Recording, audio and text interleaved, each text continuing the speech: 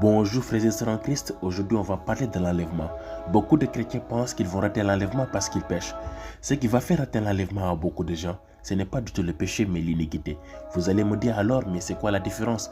La différence entre l'iniquité et le péché, c'est que le péché c'est une faute que l'on commet. Cela peut se faire consciemment ou inconsciemment. On commet tous des fautes. Il n'y a sur la terre aucun homme juste qui fasse le bien et qui ne pêche jamais. En fait, l'homme, en péchant dans le jardin d'Éden, a revêtu une nouvelle nature, la nature du péché. Et Dieu étant un père aimant et responsable, c'est que l'homme va pécher tout en sachant que l'homme est faible. La Bible nous dit dans Matthieu 26, verset 41, la chair est faible, mais l'esprit est disposé. Donc l'homme est faible dans sa nature. Mais la différence entre le péché et l'iniquité, c'est que l'iniquité, c'est le péché qui est devenu une habitude, devenu un caractère. C'est un péché que tu entretiens, auquel tu prends plaisir. Et c'est devenu une nouvelle nature pour toi. Et cela, Dieu n'aime pas. Pour illustrer les péchés devant Dieu, c'est quoi? On ramène une femme devant Jésus, donc qui a commis l'adultère. Et les hommes, ils disent, selon la loi de Moïse, on doit la condamner, la lapider. Et donc Jésus leur parle en leur disant que celui qui n'a jamais péché, qui est sans faute, lui jette la première pierre. À la fin, Jésus se relève et demande à cette femme, mais où sont ces gens qui étaient venus pour te condamner? Et la femme répondit, ils sont tous partis. Alors Jésus reprend, moi non plus, je ne te condamne pas. Va et ne pêche plus. Voilà comment le péché est vu devant Dieu. Le péché, Dieu comprend et nous demande de nous en séparer. Il y a un passage dans Isaïe qui encourage vraiment et qui montre l'amour de Dieu vis-à-vis des pécheurs. C'est ce que la Bible nous dit dans Isaïe 1, verset 18.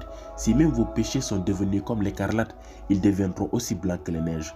Et le verset 9 dit, si vous consentez à m'obéir, vous mangerez les meilleurs produits du pays. Peu importe la taille de ton péché, peu importe le degré, Dieu ne te condamne pas si tu te répands. Il est capable de changer le cours de ton histoire. Et l'iniquité, c'est quelque chose encore plus grave que le péché. C'est ce péché que tu entretiens qui finalement devient une habitude. Dans le livre du Proverbe 28, verset 8, dans le livre du Proverbe 22, verset 8, on lit « Celui qui sème l'iniquité moissonne l'iniquité ». La Bible nous dit dans le livre d'Ézéchiel 33, verset 18, « Si le juste se détourne de sa justice, il commet l'iniquité et meurt pour cela. Il meurt à cause de l'iniquité qu'il a commis. » Et la Bible nous dit « Le salaire du péché, c'est la mort ». Romains 6, 23. Mais le salaire de l'iniquité, c'est la condamnation éternelle. La Bible nous dit encore dans Matthieu 7, verset 22, « Beaucoup viendront à la fin et diront, Seigneur, n'avons-nous pas prophétisé en ton nom? N'avons-nous pas chassé les démons en ton nom? » Et Jésus leur dira, « Éloignez-vous loin de moi, car je ne vous connais pas, vous qui commettez l'iniquité. » Il n'a pas dit, vous qui commettez le péché, mais l'iniquité. Moïse a péché, mais Moïse sera au ciel.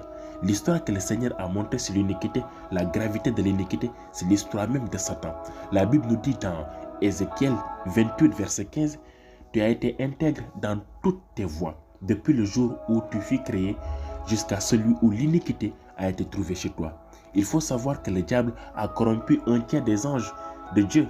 Et pour les corrompre, c'est qu'il a pris du temps pour leur parler et à leur détourner la tête. Cela, c'est pas fait en un jour.